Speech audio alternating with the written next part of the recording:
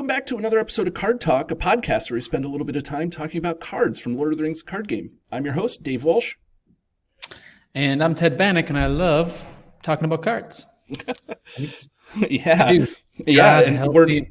I know. God help me, I do. Yeah, and tonight we are without Grant, so we don't have anybody just along for the ride that we're going to introduce quite yet. But Grant, we will make sure that we do you right on this episode. Coach. Oh, who is that? Did I hear in the background? It's our Grant substitute. Do you want to introduce yourself, Mr. Grant Thompson? Yes, take me in. Okay, so tonight we are excited to have, instead of Grant, we have the Lord of the Rings, one of the head honchos of the Lord of the Rings game. We have Caleb Grace with us. Caleb, hey, say hey to everybody. Hey, everybody. Thanks for having me on again. Yeah. It's good stuff. Thanks for coming on and taking the time, Caleb. We appreciate it. Yeah, it's my pleasure. Yeah, you're really busy all the time. You have a full-time job and tell me about it. Family, and unbeknownst to us until a little bit ago, you were developing two different card games kind of at the same time, and that's got to be crazy, right? I'd be happy to never do that again. Right. And I mean, it's tough because as I say that, I secretly have ambitions of doing more stuff. Right. Doing three at one time, right? No, gosh, no. I mean, it's no secret to the community, to the Lord of the Rings community, that you and a couple of your colleagues, Nate French and Michael Boggs, I believe, put out the Marvel, what is it? Marvel Champions, right? Marvel Champions. Yeah, and so even though we're not a podcast about that, how's that seem to be going for you? Is that okay? Yeah, thank you. The reception's been very positive. A lot of really positive reviews on YouTube, and there's already several podcasts set up to talk about the game. I've been on a couple of them already. Boggs was on another one that I haven't got to yet. So I think between us, we got them all covered. Yeah. Wow. That's cool. I hope you remember your roots here at the LOTR LCG side of things. I'll never forget Lord of the Rings. It's still very, very special to talk to me.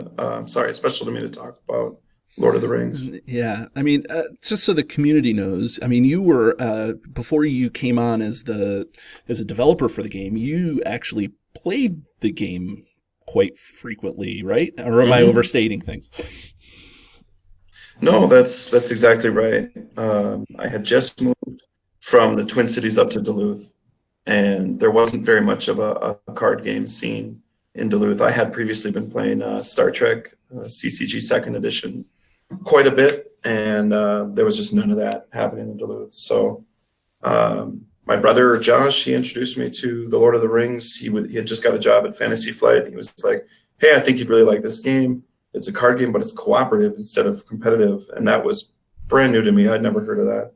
And of course, I love Lord of the Rings and I love card games, so I gave it a try and just fell in love with it. I was like, "This is it. This is my next game. This is what I'm going to play." And it was just fortunate that a few months later, I had an interview at Fantasy Flight. And was that, let me just dig into that a little bit. I'm sure that you've probably talked about this maybe on our last episode, but just for a minute, was that interview when you went in there, did you know that it was for development of Lord of the Rings, or was it just a developer job? The interview did not specify which game line it would be for, but during the interview process, there was, at this time, we've refined our process since then, but at this time, a big part of the interview was a design test, which was essentially give us write us a vision for an expansion to a game, and then design some cards for that expansion. So naturally, I chose Lord of the Rings, and I wrote a little pitch for a Barrow Downs type scenario, and then did all that, and it was really well received. So there was a lot of hope on my part that it could lead to working on that game. And fortunately it did. So I don't know. It's hard. I can't speak to anyone else's experience. I just feel I've been very fortunate at FFG to work on my favorite things. And what's really funny about that is that every time we talk, it seems like you always talk about how fortunate you've been to do something that you love so much. Yeah, I hope it doesn't get old hearing it, but it's something I really try to focus on and always keep at the front of my mind, because I know everybody gets to do what they love on a daily basis and get paid for it, you know. So I try to just keep a real attitude of gratitude, as they say. Yeah. Yeah. And this is a great segue into Card Talk having an attitude of gratitude. And so we wanted to reach out, just take a minute here and thank all the patrons of the show. You know, we keep going with our patrons, and we love the support that we get for doing our show. And Ted, what do you have for patrons there? Absolutely. Quick shout out to Dom, Joseph, Phil, Bob, Rob, David Lewis, Sean, and our newest patron, Mike. Thanks, guys, for supporting Card Talk so we can talk about cards. Especially with Caleb. Just so people know, if you want to become a patron, Caleb, you may recognize this. So if you want to become a patron, I still have a couple of these left over. I didn't give all of them away. So if you want a Card Talk first player token from the Con of the Rings, feel free to send us a donation, $1 or more, and we will send one off to you as soon as we can, which is pretty good. I think I got all caught up with our most recent patrons. Which brings us to the Con of the Rings, right? So, Caleb, that was the most recent event. I actually got to meet you in person there. And Ted, I guess Ted, you've always kind of known Caleb, right? Since birth, right? We go way back. Yeah. Just when you're in the community, you know, Caleb's done a great job at having a presence, you know, at all the events and everything. And so if you're just one of those people who, there's just a whole bunch of like familiar faces of people around the community, and you just kind of play with each other year over year and, you know, develop friendships and stuff through that. So it's another great reason why the community is so great. Yeah. So, Caleb, tell me for real, did you really like Ted, or is it not really much? Do I like him, or just like him? Right. I'm just trying to. Yeah. No. Well, it was funny because you very graciously invited us over to your house for some of the podcasters over to your house for dinner on Friday night or Saturday night at the Con of the Rings, and that was super awesome. And Ted was like, "Oh, Caleb, he's invited me to his house before, and I've just had to say no. So, you know, now I'm going to make up. I guess I better go this time, right?" And yep, that's exactly what happened. Yep, that's exactly what happened. Well, that is what happened, right? That's exactly. Isn't that what you said? Something along those lines. It was just real funny because a bunch of times at like conventions and stuff, Caleb's like, "Oh, I'm going to grab a bite to eat. You want to come?" And every time it wasn't a good time, or I had just ate or something. And so I'm like, "Oh, this time I should go. It'd be nice. We'll go have dinner." And it's, you know, real gracious invitation. Yeah. Right. No, I'm glad you made it. It was a lot of fun having everybody over. Yeah, that Star Wars deck building game was a lot of craziness there. But just real quick, just a 5-minute Reader's Digest version. Caleb, now that you've had like a month to settle down from the con, and I don't think that there's very many events coming up in the future. I guess Lure Middle-earth is coming up, and maybe there's other events that you go to.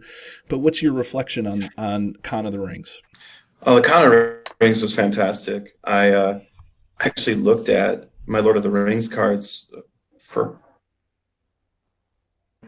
so I was like, oh, that's right. Yeah, I need to get caught up to speed on this and build some decks. And so it was kind of weird at first to think about going to a Lord of the Rings event, just because I'm just neck deep in Marvel at the moment. Right. But just being there was like, this is so awesome. Everybody here is so fantastic. It's such a fun game. And I had the time of my life. I came back to work, the next week thinking, I really want to design Lord of the Rings right now. Like, give me something Lord of the Rings I can do. Right. Well, we're not stopping you. But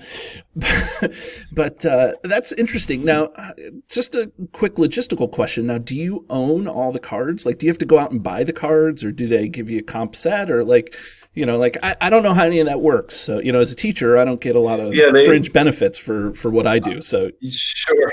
Yeah, I've been there. I understand that. They're like, here, we're not going to pay. And you can buy your own supplies. Right, right. So how does it work with you in the game design then? They make it really easy for us to get a hold of the product. They don't necessarily just give it to us, but there might be kind of like an allowance. And so I have a full set of everything but Nightmare. I just haven't got around to getting all the Nightmare stuff yet. That's funny because that's exactly what most of the community, like I own most of the stuff except for just some of the Nightmare, so you're just another one of the guys who plays Lord of the Rings. That's refreshing. I've always said about you, whether to your face or behind your back, I don't know. Anyways, I've always said that you've always made yourself you've always made yourself accessible, and you've always been that guy that's really easy to talk to about the game that you designed, when it would be easy for you to kind of elevate yourself to the to the golden chair above the game and be better than it, be like, everybody's got to come to me. You're never like that, and I'm always appreciative of the game that I love and use for my own, personal fun. That's the way you carry yourself too. Oh, thank you. Yeah, it doesn't even enter my mind to feel like I'm above it all, because I really feel like the game kind of takes on its own life once I'm hands off and it goes to print and then it's in the stores. Like, there's this moment when you're done developing that you're like, oh, I never want to look at this again. It's excited to start about at the start. You're like, just get it off because you have more that you need to do. But then there's enough time that goes by between printing and shipping that by the time it shows up in the stores, you're like, oh my gosh, I want to get that pack. There's so much good stuff in there. And, so I sound like I'm patting myself on the back, like when I say things like, oh, this card's so much fun. I suppose it could sound like, wow, he really thinks he's a great designer. When in reality, I'm just excited. Like, it's just like, oh, this really is so much fun to play. Right. And so, as we found out from I was just gonna say, as we found out from Con of the Rings, it's like you don't really know the cards very well. So, so when I asked about, like, can you name a card with Dain at the end of it, you were like, no, I can't. And so it must be like a whole new Christmas for you. It's like, and I joke around with you about it, but like, you're designing so many cards, and a lot of those cards go through a lot of iterations after playtesting and design, editing and things like that. That's hard to probably keep it all straight. So it probably is somewhat like a Christmas for you. It's interesting because I remember when I first started working in here 8 years ago, and I sat down with Nate to play through some Lord of the Rings with him to hear his thoughts and get some feedback. He was asking about some cards that he had designed, being like, what does this card do again? Right. And I was like, really? You designed this?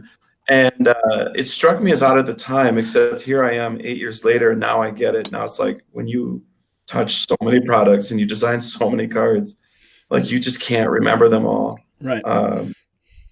And it really kind of got me, because someone made a post on a Marvel thread about, I had done a FFG live, and those streams go really well, but someone asked me a question about a particular card and I couldn't remember what it did off the top of my head. And so one of the comments in the thread was like, yeah, I don't know about this guy. He can't remember what his own cards do.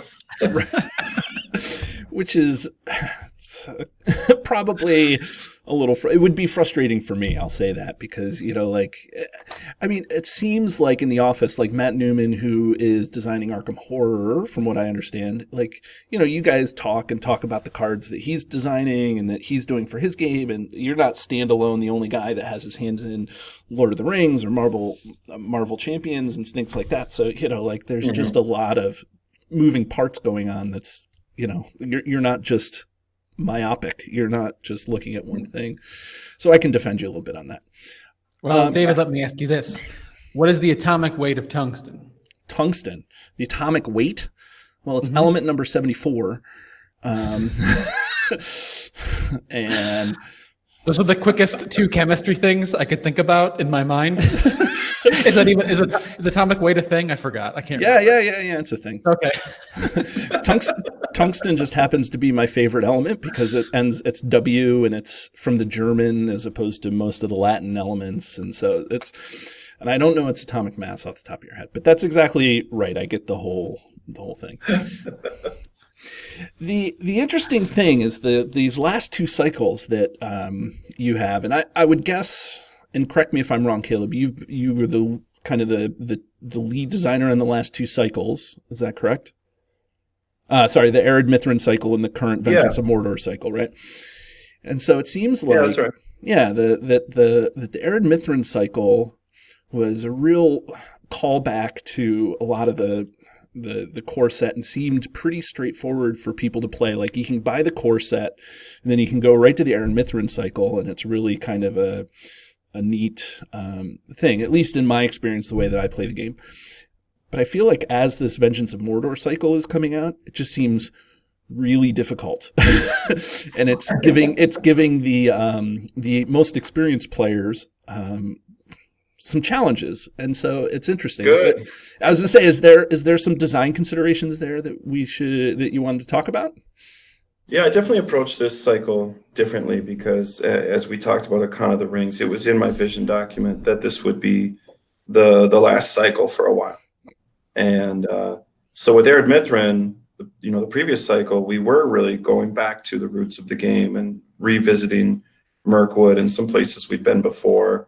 And so I thought that would be, a chance to just do, like you said, maybe a little more straightforward scenarios with some fun mechanics and a lot of callbacks. But with this one, knowing that this was basically going to be bringing the game kind of full circle and tying it off with a bow, then it was like, all right, well, let's just pull all the stops then. And yeah. Let's give people something to chew on for a while to tide them over till hopefully we figure out what the next step is for the Lord of the Rings. Yeah. It's so, and also just kind of looking at the sort of sales figures and everything we have it through the Arid Mithrin, it just kind of became clear that the people buying this cycle are like the diehards at this point. This is the people who are picking up the Vengeance of Mordor are the people who are just they're all the way in. I don't think any casual players are strolling into your local game store going, what's this Lord of the Rings game? I don't know. Let's just grab this Vengeance of Mordor stuff. Like nothing's really happening. So it really is in my mind. It's kind of both a love letter and a challenge to all of our veteran Lord of the Rings players. Right, the ones that lots of stuff that you've been wanting to see forever. Stuff that brings old strategies into a new light and also presents you with some really great challenges to sink your teeth into for a while. Yeah. And I mean, and you alluded to that in the designer interview at Con of the Rings, that you really wanted to give the players, like, I guess Ted on a previous episode said, okay, players, you want things? Here are things, like he really didn't hold back. Like these contracts for one are just amazing. Ted, what were you going to say? I'm sorry. Yeah, just hats off to you, Caleb. It just seems like the cycle is just raining down presents upon the community. It's like, oh, did you want these things? Well, here, have them. Like, here, take this. And it's been a tremendous playthrough experience so far, and there's a lot of upcoming stuff that's been spoiled on the FFG articles that the community is really looking forward to. So it's like a really great time to be playing the game right now.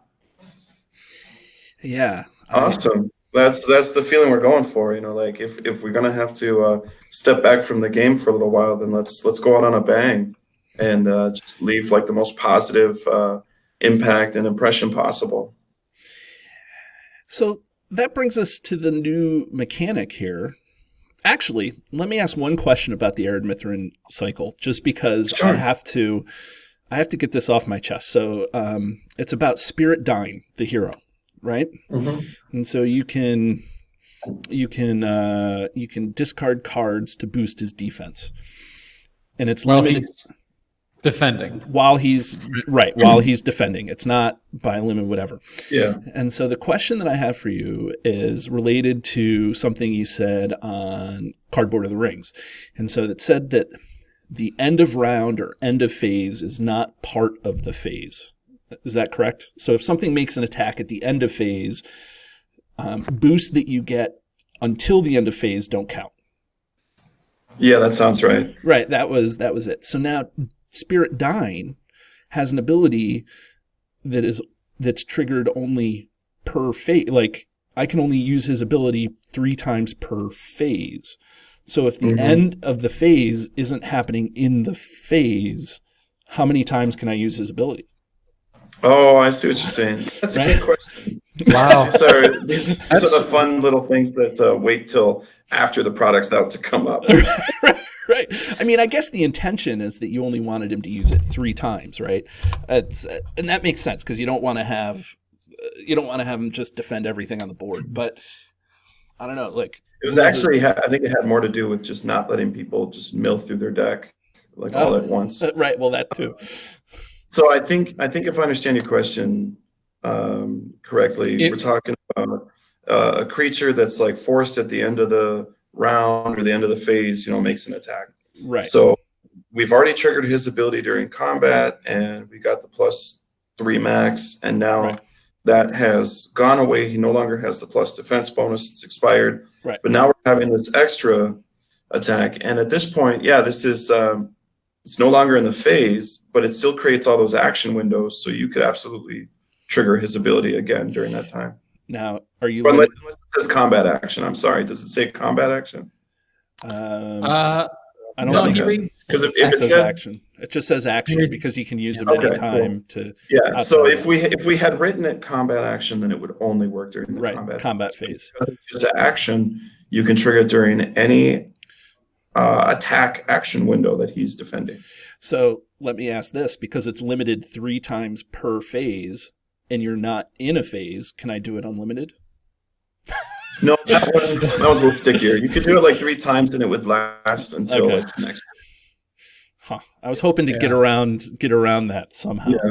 There's only a couple of enemies that really attack at the end of round or at the end of the phase or something like that, but most enemies will attack at the beginning of a phase. Right. Which is still part of the phase, which is fine. Yeah, which is probably why it didn't come up. Right.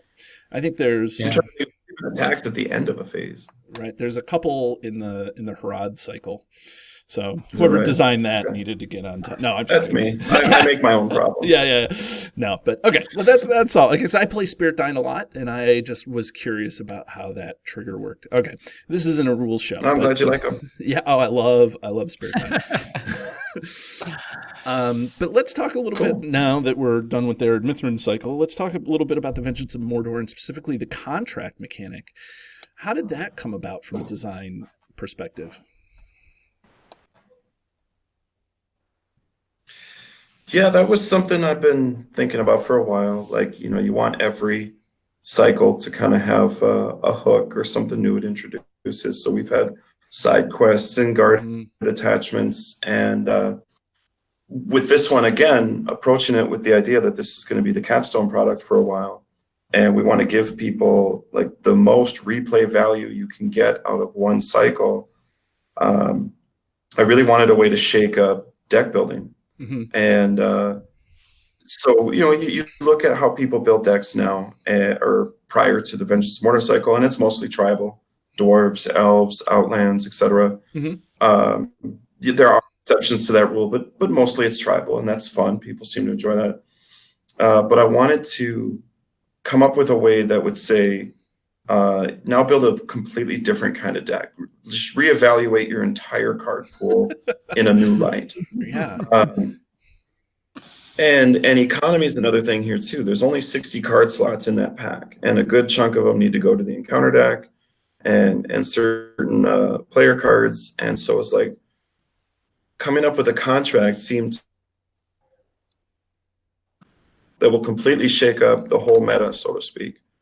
So the real inspiration behind all of that was the agenda card from Game of Thrones. Oh, okay. I don't know if you guys have ever played the Game of Thrones LCG. I have not, but I know Yeah, about it. Yeah, I'm familiar. Yeah, I played that. So going all the way back again to when I first started at FFG, I was playing a lot of Lord of the Rings, and that was my cooperative game. But there was still that part of me that liked to compete sometimes, and so I started getting into the Game of Thrones card game, and I really liked that one because it kind of felt like an elaborate chess match. But it was hard for me to build decks because at the point that I joined the game, it had been out for so long. It was such a vast card pool. There was so much to get caught up on. So the agendas in that game were just a wonderful way to focus your deck building because they would basically say, here's this extra thing you can do, but at the cost of you can't do this. You know, it was always just a pro and a con. So something good that came at a cost of something else. Mm-hmm. And that really helped you to focus then. Your deck building became about minimizing whatever the cost was to the point where hopefully it didn't feel like it mattered. Be like, that's fine, I'll just cut those kind of cards out of my deck anyway. And then maximizing the benefit of what it gave you. It was a great way to say, here, build your deck around this one card. And I had a lot of fun with that. And so I wanted to bring something like that to Lord of the Rings. Yeah. And so we did like a little brainstorm session, a little jam session on the team to talk about contracts and what kind of contracts we would make. And it was basically like, tell me the deck you've always wanted to make but never felt like it would work. And right away Matt was like, I've always wanted to build just heroes, no allies. Mm-hmm. I'm like, done. We'll do a 300s deck, or contract. Someone else was like, I've always wanted to build a mono hero deck, just one hero. And I was like, well, talk to Nate. He already figured it out with Dain. Like, just, I think he keeps the deck list in a vault somewhere. Right. The rumor is he that wasn't it's willing just to share, Alan. so we made a contract. Right. I was going to say it's just Alan, from what I understand. He doesn't need anything else, right? Just Alan comes exactly. out. So, yeah. Well, should we talk? We asked you to come on the show to talk about. I mean, when we were at Con of the Rings, you said, "Hey, let's come on and we'll talk about the contract." So why don't we spend a little bit of time? And if you have to go at some point, let us know. Sure. Let's. The latest spoil. I think you said let's talk about the Grey Wanderer, which is the latest one from.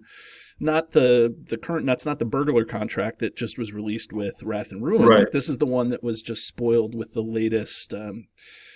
With the latest news report from FFG about the challenge the Wayne Riders, which also looks amazing with the cycle mechanic like Ben-Hur. So, but that's we'll leave out. I'm so excited for people to play that. Yeah, that's a good one. We'll leave that out for now, and let's just let's talk a little bit about the Grey Wanderer. Ted, do you have a copy of it up, or I have it up if you need me to? I was just fishing it out as a matter of fact. Or maybe Caleb, do you have a copy of the Grey Wanderer? Yeah. Yep. I got it right here. Okay. So Ted, go ahead. Give me the Grey Wanderer. Yeah. Grey Wanderer. It's contract side A. You cannot choose more than one starting hero. Set up, search your deck for an attachment with a printed cost of 1 and put it into play. Then flip this card over. And side B reads, the first non-unique card you play each planning phase does not require a resource match. And it has a printed action ability. Exhaust this card and raise your threat by 1 to choose 2. Ready your starting hero. Add 2 resources to your starting hero's resource pool or heal 3 damage from your starting hero. Ugh. Caleb, this is crazy. Like... Did Nate just about jump out of his chair when he saw this card mocked up, or what? No, you know what? Nate actually really likes bombastic cards. He really pushes for that. Push power limits, do stuff that gets people really excited, and really only scale back when you have to. I have to confess, like I kind of started out this job different point of view, where I'm like a very cautious designer. I'm really worried, like. I don't want to upset the apple cart or ruin the balance of the game. And it's taken me a while to kind of find my legs and my confidence to say, yeah, I think I can make this card in such a way that it's really exciting and blows everybody's minds. And they think, oh my gosh, this is totally going to break the game, but it really doesn't. Yeah. And so it all of the contracts that we're familiar with kind of turn deck building on its head. Like, I feel like I could take this, specifically this contract, and go back and play every scenario that we've gone through, try the sagas, like, and it changes everything about it, like, that's wild. Yeah, especially Escape from Dolgodor. Well, let me ask you a question just about that. What happens? Do you automatically lose if you do that? Like, well, you're going to thread out eventually. Like, every round you can't quest. So, I mean, you can't play anything. What if? Yeah, what about? There are going to be matchups in this game where certain heroes, certain contracts just don't work for that scenario. Like Gildor and Glorian, or I'm sorry, not Gildor. It's Airstor discards your hand. Yeah, you can't play him or Saruman because you'll just lose to Saruman. Right. You're talking about Saruman in the Saga expansions, right? When he does, the one where if you don't have any cards in your hand, right, you're eliminated, right? Yeah. So I mean, so I guess so does that mean, so you don't lose, you just end up threading out because your hero actually isn't in the discard pile? I don't mean this to be like a rulesy sort of question. I'm just trying to figure out in my head how that works. I guess the same would be true for Gollum. Like, would Gollum not be a good hero to choose for this guy either? Since he can't even have the attachments that are that you get to dig out. Right. Right. Sorry, Smeagol. Yeah, right? The hero, the double-sided, right? I don't think I'd play this one with Smeagol. Right. No. Yeah. Sorry. But let me ask a couple of questions, and Ted, feel free to ask a couple of questions. Like, from a design standpoint, did you have let's get the lore out of the way. I guess this is supposed to harken back to Gandalf and what he was doing, like, kind of between the Lord of the Rings and the Hobbit, and searching for the answers that he was looking for. He was the Grey Wanderer, and he's been referred to the Grey Wanderer by, I think, the Men of Rohan, or maybe the Men of Gondor. And so, I mean, that's what it harkens. But did you have specific heroes in mind when you developed this card? Like, did you say, it'd really be good? I thought about Thurndir, because side quests are not unique, so you can play them. I don't know. I don't know. Did you have any particular heroes in mind when you developed this card? Or? Well, actually, I play tested this a lot as Thurndir. That's what got me excited. I really like the idea of like doing a side quest that lets me play with my allies without resource matching, so I could put in those unique allies if I wanted to. Or who is it that? Then there's my Thalion 5-year card. Right. You can get a second hero that way if you want by doing another side quest. So that was one that I tried, but really when I made the contracts, it wasn't like one specific build I wanted to make. I really wanted instead exactly what you were saying a minute ago, to get that reaction of, oh my gosh, I want to go back and play all these old quests and try all these different heroes, just because it feels like a totally different way to experience the game.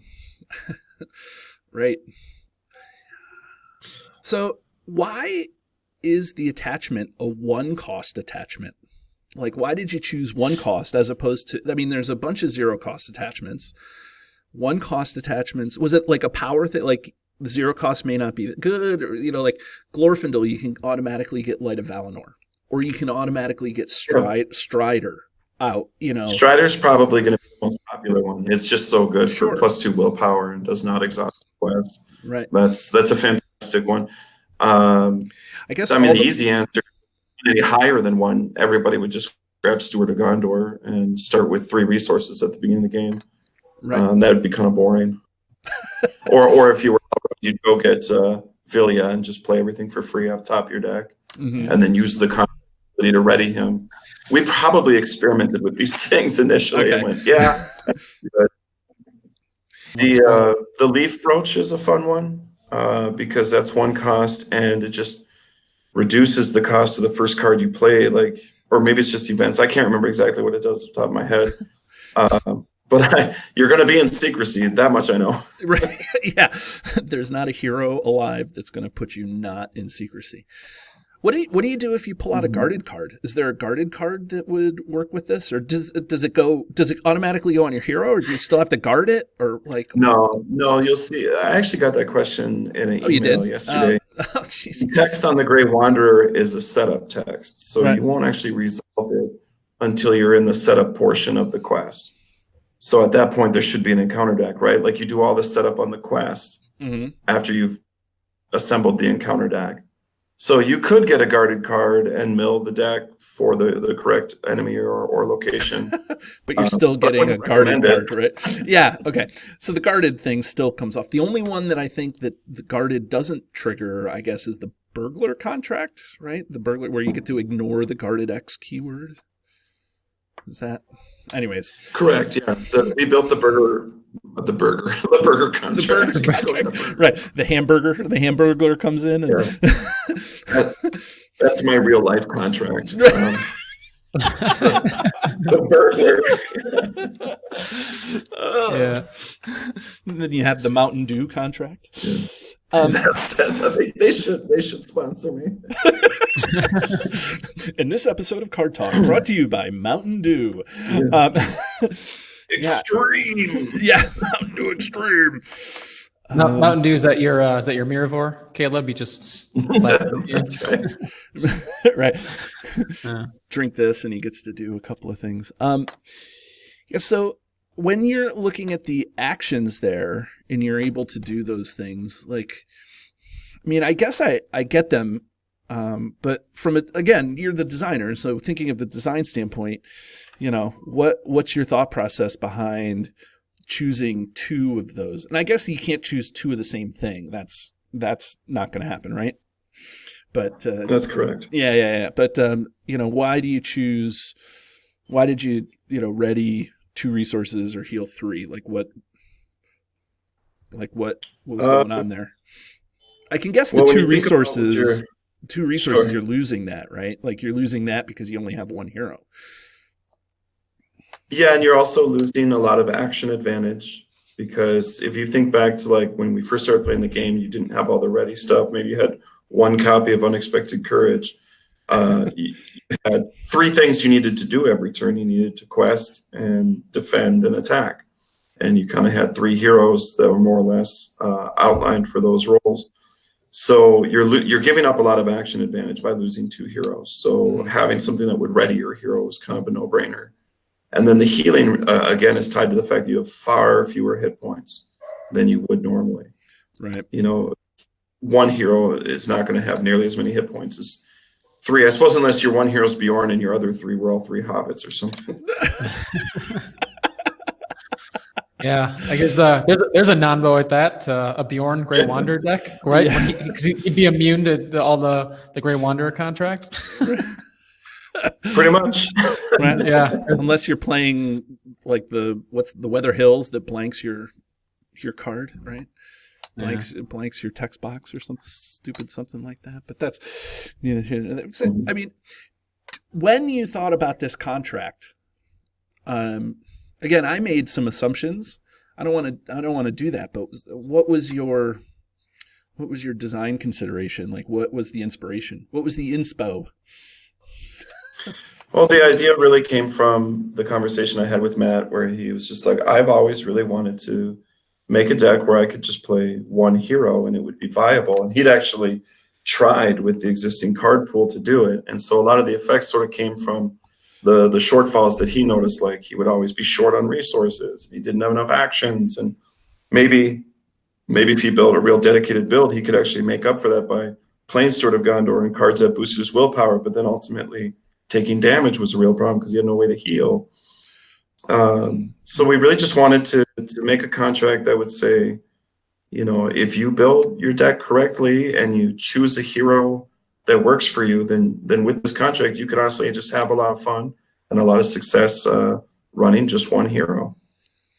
Yeah. I mean, it's totally crazy to think about.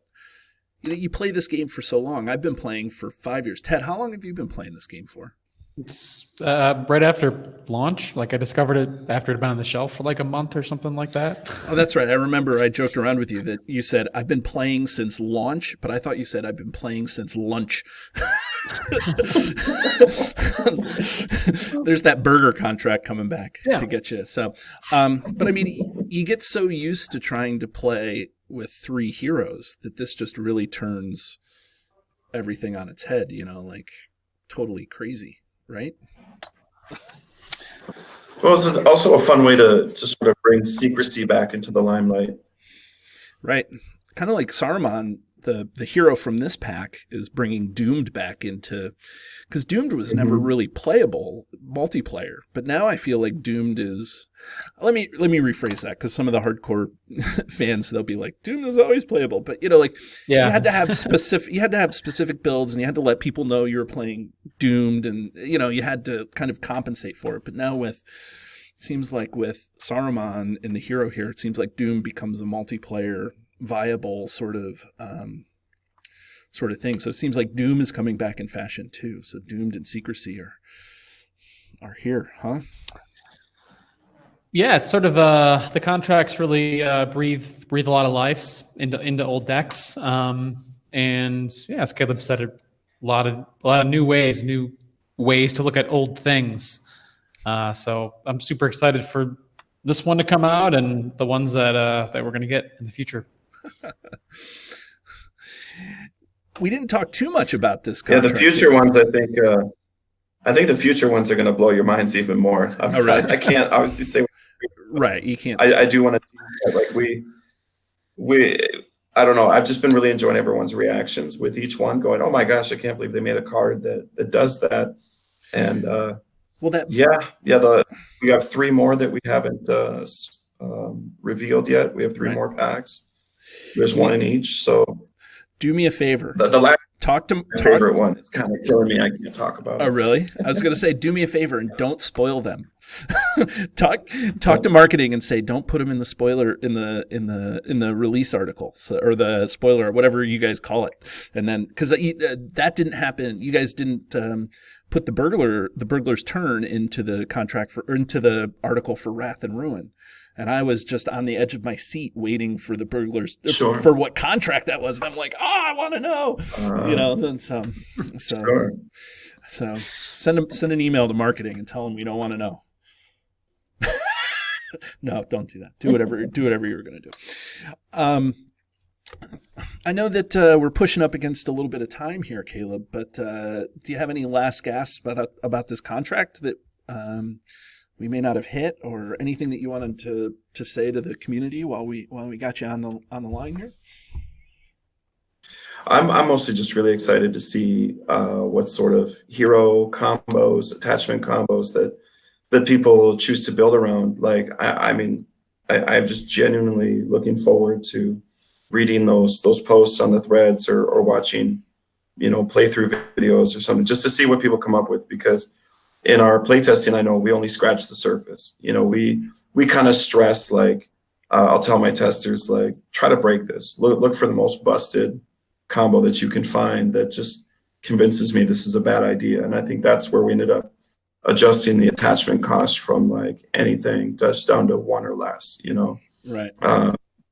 But that doesn't mean that we certainly didn't try every hero and attachment combo. We certainly didn't, build decks for every single hero in the game.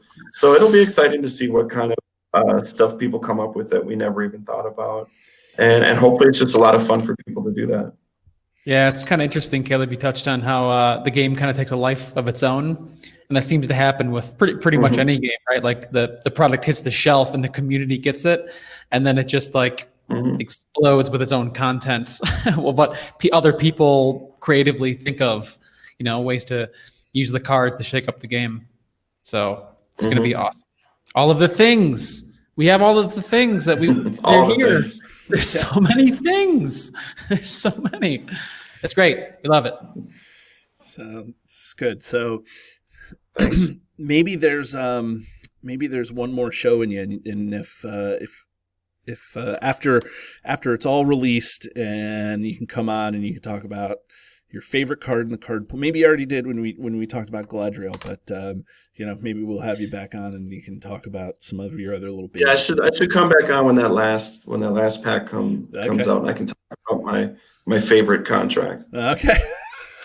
Yeah, I'll hold it to you as much as I can hold you to coming back on the show. no, it's always fun. It's not yeah. We try to be low stress here, so. So a shout out to Caleb for coming on the show. Again, I'll ask one more time. Do you have anything other than that last pack that you're talking about? Is there anything else that you want to say to anybody out there, or we're good to wrap up here? If I had anything to say, it would just be to say thank you to everybody who's shared their excitement for the set. It's been really encouraging. I've gotten a few very friendly emails from people saying that they're just loving the contracts and the new content, not just the contracts, but all the developing player card strategies. I'm really excited for people to see some of the non-contract strategies that we explore as well. Mm-hmm. We've already teased a little bit of Gondor with the Pillars of the Kings and the whole idea of setting your threat to 40. So it's the whole cycle isn't just about contracts, though they're a huge part. There's going to be some other. Well, I mean, the One Ring came out in this, and that also flipped some of the mechanics on its head. So that, I mean, those master cards look. There's a lot we could talk about, right? yeah. Actually, that's right. I was thinking about it today. I was trying to find the playtest deck that I used. I must have deconstructed it. I still have a lot of my playtest decks from the cycle, but I couldn't find the one with this contract. But I know that using the One Ring with this is actually a really nice strategy too, because the whole downside of the One Ring, of course, is that reduced by 5, and you lose the game if the attached hero leaves the game. But of course, if you only have one hero, that's true either way. Right. But being able to start with your threats so low, you're not too worried about that, 45 threat elimination level. Mm-hmm. Having that lets you pull a master card, and you can still pull another 1-cost card. So you can really load up your first hand and hit the ground running with the One Ring. And then if you have Thurndir, you can pull a side quest too. Like you could just really almost finely tune what you're playing and what you have in your hand. Mm-hmm. So, what if you do have Smeagol? Can you? Does it? Do you actually? It's too much. It's too much. Can you see the look on my face? I know you're thinking of the Smeagol hero with this contract and the One Ring, and like none of that just. Well, goes you can't together. do the One Ring, but what if Smeagol's your hero and he flips? You don't get eliminated, do you? I think there's a rule that says if you have no remaining heroes, like you're out of the game. Actually, no. The rule is if your last hero is destroyed or defeated. So there is this kind of weird thing, and this actually came up, I think, in a competitive game I was playing with somebody, like a little head-to-head, with the Mirkwood scenario kits. Right. And I had Smeagol in my group, and I actually think he was my last hero. That was not going well for me.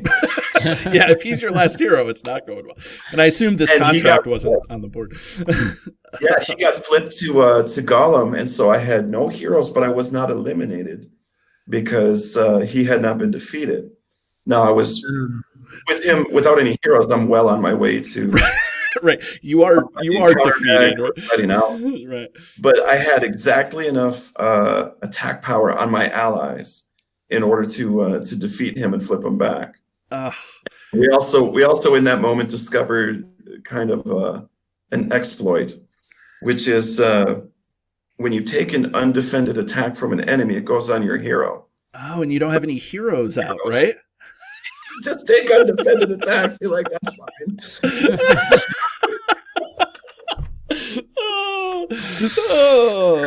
It was, or Gollum rather, was very confused about who he was supposed to drop. There were no heroes there. Right. So my allies just counterattacked, and I had a hero again. Oh, that's really funny. This is the funny thing that happens when you play the game, is you just end up with these great stories that you can share, and I don't know, it's just a lot of fun. So, Oh, well. Caleb, it's always a pleasure to have you on, and I'm so glad that I got to meet you in person at the Con of the Rings. Yeah, me too. Yeah, hopefully. You gonna come out again next year? I would try. I have to enter negotiations with my wife to see if that's going to work. So, Yeah, I understand how that goes. right. Well, I Yes, hope right. you can. We'll have the third annual Mount Doom barbecue. Okay. That'd be great. Even without me, I'll give you permission to have the Mount Doom barbecue. Ted can come. He likes to hang out with you. Apparently, you guys are friends. Yep, that's exactly right. Right. And Caleb, another hats off too for the Marvel development again. I know we touched on it in the beginning, but a lot of congrats on that. I think it's got a lot of great reception so far. I've seen online, and people are clamoring for product. And I think just today, FFG announced some of that product got pushed up from what initially was projected, so people will be getting it sooner. What was I think initially it got pushed planned? back. Oh, okay. Maybe I missed the article. There was a little delay. I'm not sure all the ins and outs of that, but they did announce that they plan to release 3 products at once: the Green Goblin, Captain America, and Miss Marvel packs, all in January. Wow. Yeah.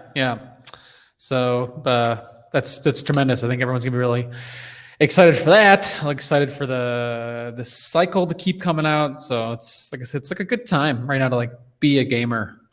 Oh, thank you. Yeah. It's definitely an exciting time, like to be launching a new game and to get a really positive reception of that, and then also to see how happy the Lord of the Rings fan base is with sort of this capstone product. Just it was a lot of hard work at that time, like we talked about, like sunsetting a game and launching another one at the same time. But the reception now, it's like now I get to see the reaction to all of that work, and it's hugely gratifying. People on both camps seem to be very, very pleased with the outcome. So that really makes me happy. Yeah. Well, you are definitely making the Lord of the Rings players mucho happy. That's Spanish for something. I don't know what, but it's Spanish for happy. Right. Right. You saw that Chris Farley. Yeah.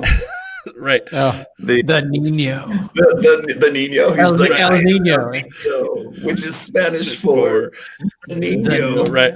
Okay. See, this is why I always like having you on the show, Caleb, because you get my random request. You're the only person that I know that came to me and was like, I love the fact that you called it Card Talk, which was a throwback to to Car Talk with Click and Clack, the tap. Like, you were like, I love that. I don't know if you said you loved it, but whatever, you were like, oh, I absolutely do. Yeah. My dad is a huge fan of Car Talk, and so he kind of turned me onto that show, and I'd listen to it while I was driving. And so when I saw Card Talk, I was like, that's really slick. How come no one thought of that before? Yeah. Apparently a lot of people have, because the email address Card Talk has been taken, but okay. So somebody thought of it. But anyways, Caleb, we could talk all night, but I don't want to. I know that you have stuff to do, and we are Yeah, as I mentioned, lots of work to do. Yeah, right. But I'm happy to take some time out and chat with you guys. Yeah. So, anyways, thank you so much, and I guess for all the viewers out there, join us again as we talk about more cards from the game. Have a great day.